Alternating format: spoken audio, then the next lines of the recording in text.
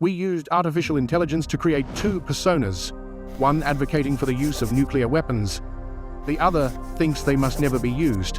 We put these two debaters face to face in a structured debate to address the ultimate question: what role, if any, should nuclear weapons have in the future of humanity?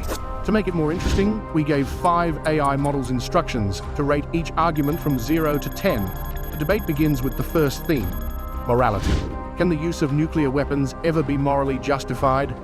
Pro, you may start. War has always forced leaders into impossible choices. No decision is clean, and every option brings suffering. The question is never whether suffering will exist. It always will, but whether it can be limited. Imagine a global conflict that drags on for years, consuming millions of lives through famine, blockades, and endless battles. If the use of a nuclear strike could force an immediate surrender and prevent decades of additional bloodshed, then refusing to use it might actually prolong the horror. Morality is not only about intentions, but also about outcomes. Sometimes, choosing the tool that ends the most suffering, however dreadful that tool may be, is the most moral choice left on the table. Before showing the ratings, let's explain how the scoring works. Each AI judge evaluates arguments based on 3 criteria. Now let's see how the judges scored the first argument.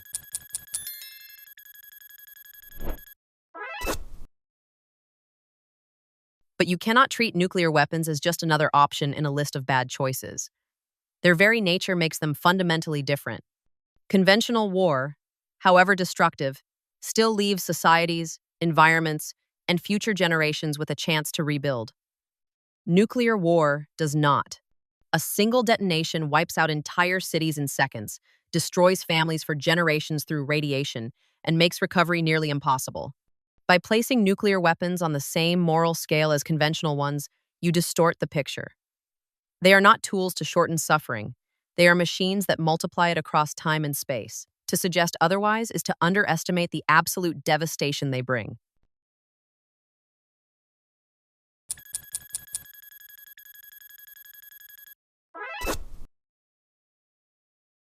I understand that they are different, but that difference is precisely why they can prevent wars from escalating in the first place. When leaders know that using conventional force could eventually provoke a nuclear response, they restrain themselves. That restraint has value. It is not that nuclear weapons should be used lightly, but that the credible threat of their use deters the most reckless acts of aggression. Imagine a world without them. Dictators could gamble on endless conventional wars, knowing that their opponents lacked the ultimate means to stop them.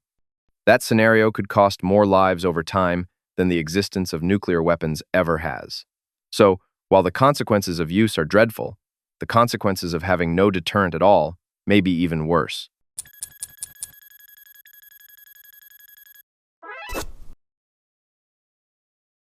But deterrence is fragile, and it depends on every leader always acting rationally.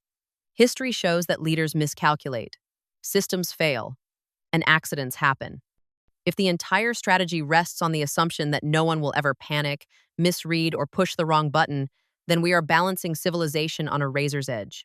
True morality cannot rest on threats of annihilation that could spin out of control at any moment. And if we accept the idea that nuclear use can be justified in principle, then eventually someone, somewhere, will try to act on that justification. That is not restraint. It is inevitability. The only consistent moral stance is to declare that nuclear weapons should never be used, not as a tactic, not as a deterrent, not under any circumstances.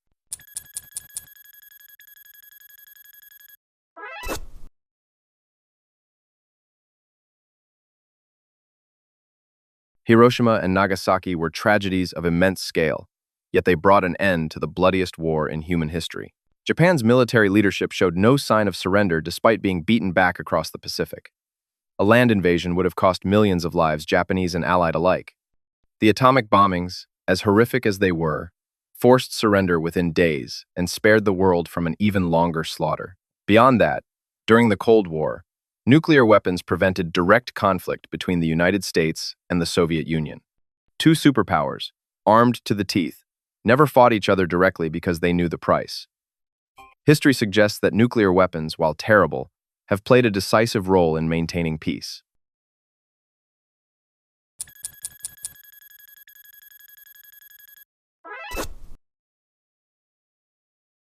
That interpretation of history overlooks the deeper truth. Hiroshima and Nagasaki did not simply end the war. They inaugurated a new age of terror. The civilian deaths were catastrophic, and Japan was already on the brink of collapse due to conventional bombing and naval blockades. Many historians argue surrender was inevitable without the bombs. Instead of proving nuclear weapons are justified, those bombings proved how quickly humanity could lose its soul when desperation and fear took over. And as for the Cold War, peace was not secured by nuclear weapons, but by sheer luck. There were at least a dozen near misses, from the Cuban Missile Crisis to false alarms in nuclear command systems. The fact that we survived was not because the system worked, but because individuals refused to push the button.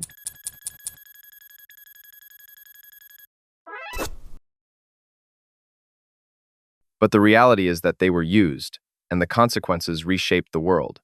Japan surrendered unconditionally, and World War II ended. Had that war continued, it is doubtful whether civilization itself would have endured in the same form. And while it is true that accidents nearly occurred during the Cold War, the key fact remains: nuclear deterrence worked. Neither the U.S. nor the Soviet Union ever launched a direct war against each other, despite countless proxy conflicts. Every general and every president hesitated before escalation, precisely because the nuclear shadow loomed. If nuclear weapons were truly unworkable as a stabilizing force, we would not have made it through 40 years of Cold War without a direct clash between superpowers.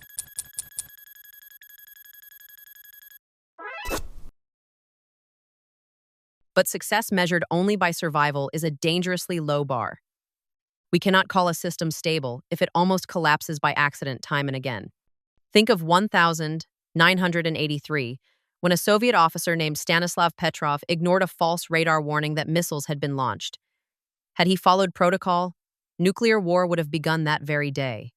Is that the system you want to defend, one where a single person's hesitation saves the world? Hiroshima and Nagasaki may have ended one war, but they began a permanent state of fear.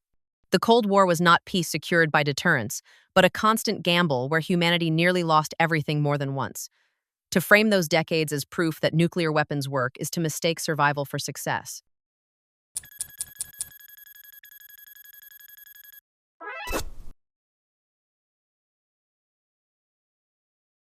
In today's world, nuclear weapons remain the ultimate deterrent. Without them, smaller nations would be helpless against larger, aggressive powers. NATO's nuclear shield deters Russia from openly challenging Europe. South Korea and Japan rely on the U.S. nuclear umbrella to hold North Korea in check. China knows that its rise is balanced by America's arsenal, just as India and Pakistan maintain a fragile peace under the nuclear shadow. If you remove these weapons, the balance collapses. Conventional invasions would become more likely, regional wars would erupt, and authoritarian states would have far more room to expand unchecked.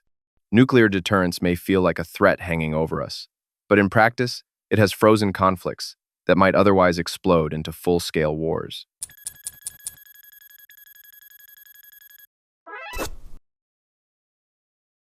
What you call balance is actually instability dressed up as order. Every new nuclear state multiplies the risk of miscalculation or accident. The presence of nuclear weapons in Pakistan, for example, has not made the region safer. It has kept both India and Pakistan on permanent high alert, with several near conflicts almost spiraling into nuclear exchange. North Korea's arsenal doesn't stabilize Asia. It terrifies it. And the more countries rely on nuclear threats, the more ordinary it becomes to think of extermination as a normal part of diplomacy. The belief that nuclear weapons prevent conventional wars ignores the truth. They create constant risk that one of these regional standoffs escalates beyond control. Geopolitics built on the edge of annihilation is not strength. It is systemic weakness.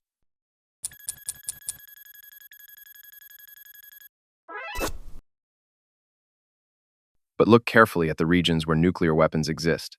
Despite their hostility, India and Pakistan have not fought a full-scale war since both declared themselves nuclear powers. North Korea, despite its rhetoric, has not dared to invade the South. Russia, despite its aggression in Ukraine, has stopped short of directly attacking NATO countries. In every case, the existence of nuclear deterrence raises the stakes so high that leaders hesitate.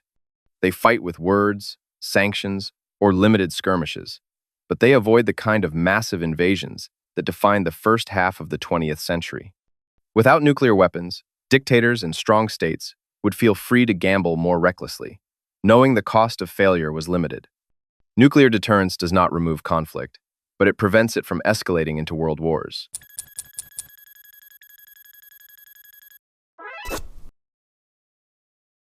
But enforced caution is still caution under a gun. It assumes leaders will always remain rational, but geopolitics is full of misjudgment, nationalism, and pride. When Russia threatens to use tactical nuclear weapons in Ukraine, or when North Korea fires missiles across Japanese airspace, that is not deterrence working. That is deterrence eroding, inch by inch, as leaders push the boundaries of credibility. And the more normalized these threats become, the closer we get to someone calling the bluff. The logic of nuclear stability is not eternal. It depends on perfect judgment, perfect communication, and perfect restraint things. History tells us humans never achieve. Sooner or later, a mistake, a misunderstanding, or a desperate act will break that fragile balance.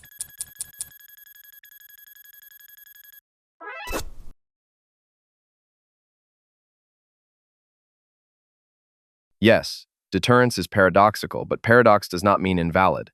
If leaders openly admitted they would never use nuclear weapons, deterrence would collapse overnight. Aggressors would act freely, confident that no ultimate punishment awaited them. The credibility of deterrence depends on the possibility of action, even if that action is horrific. In this sense, the willingness to appear immoral actually protects peace. It is not that leaders want to use these weapons, it is that their enemies must believe they could. Without that belief, restraint vanishes. This paradox is uncomfortable, but history shows it has worked for decades. The moral cost of bluffing annihilation is heavy, but the cost of removing deterrence altogether could be far worse.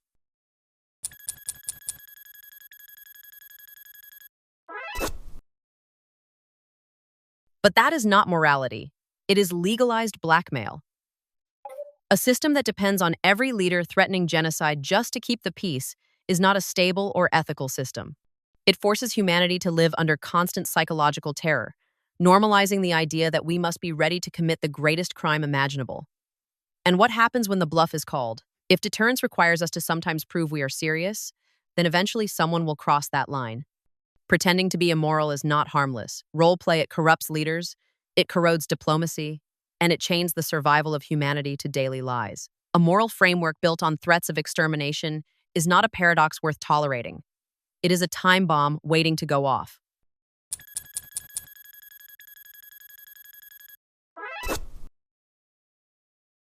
But what alternative exists? A world without deterrence is not automatically a world of peace. It may be a world where conventional wars erupt more often, where powerful states invade weaker ones with impunity. Deterrence, paradoxical as it is, has restrained nuclear states from ever fighting each other directly. It has forced them to calculate, to hesitate, to compromise in ways they might not have otherwise.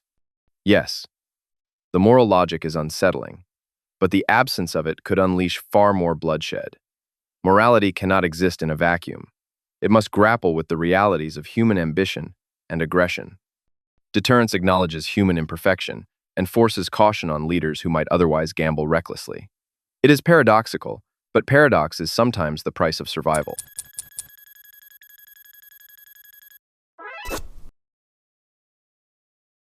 That argument accepts a false choice, either deterrence or chaos. In reality, deterrence itself is chaos restrained only by luck. It assumes human beings, with all their flaws, can manage a system that requires perfect discipline forever. But we know from countless near misses that this is a fantasy. And the moral cost is deeper than you admit. To keep deterrence alive, leaders rehearse genocide in their minds every day, preparing to act on it if necessary. That mental preparation erodes the boundary between the unthinkable and the possible. If morality means anything, it must draw lines that cannot be crossed, not even for survival. Otherwise, we risk building a civilization that survives today by gambling away tomorrow.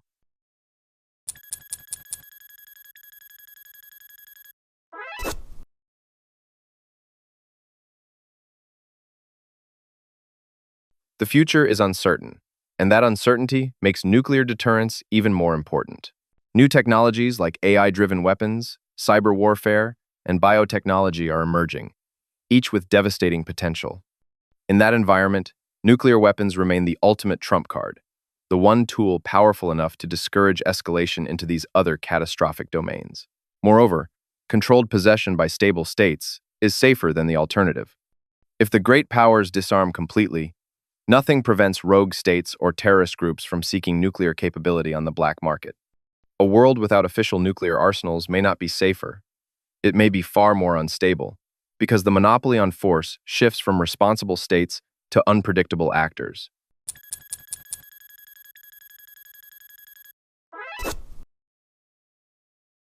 But the future is precisely why nuclear weapons are intolerable. As systems grow more complex, the risk of error multiplies. Imagine AI misinterpreting radar signals or cyber attacks tricking command systems into thinking a strike is underway. Humanity already came close to annihilation because of false alarms during the Cold War with AI and faster weapons. The reaction time shrinks to minutes, or even seconds. Add terrorism to the mix, and a single stolen warhead could destroy a city. Add climate collapse, and nuclear conflict could push humanity past the point of no return. Far from being a safeguard, nuclear weapons amplify every danger the future holds. The more they exist, the more certain it becomes that one day, intentionally or accidentally, they will be used.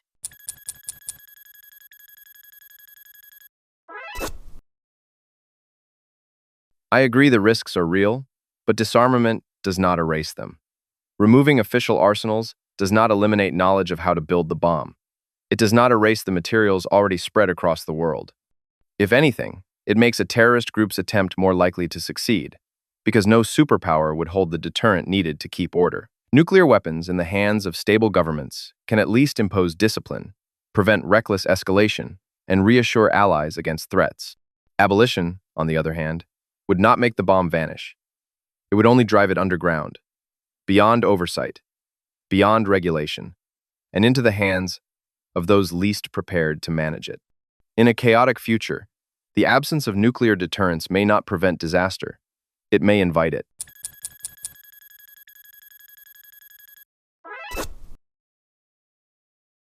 That argument assumes that possession equals control, but history proves the opposite. The United States, the Soviet Union, and Russia all experienced accidents where nuclear weapons were lost, mishandled, or nearly launched by mistake. Even so-called stable states cannot guarantee perfect safety. And the more nations justify keeping arsenals for deterrence, the more others feel compelled to develop their own. This logic spreads nuclear capability further and further until eventually it leaks to actors who cannot be deterred: extremists, terrorists, or fractured regimes. The future cannot be safeguarded by stockpiling the very weapons that make extinction possible.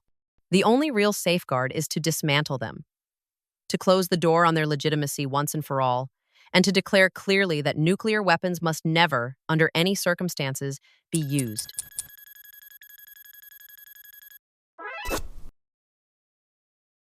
With a total score of 86.6, the anti-nuclear side received higher marks overall from the judges.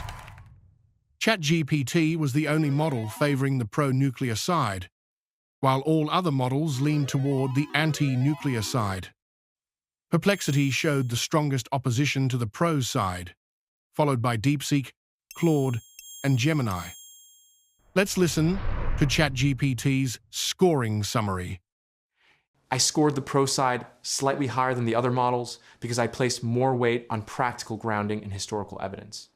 While the anti-side delivered strong moral clarity and emotional impact, the pro arguments consistently emphasized how nuclear deterrence has actually influenced global politics, prevented large-scale wars, and shaped international stability. For me, that real-world applicability and logical structure gave their case a bit more strength, even if their stance was morally unsettling. If you want more debates on questions that shape the destiny of civilization, subscribe and join us next time.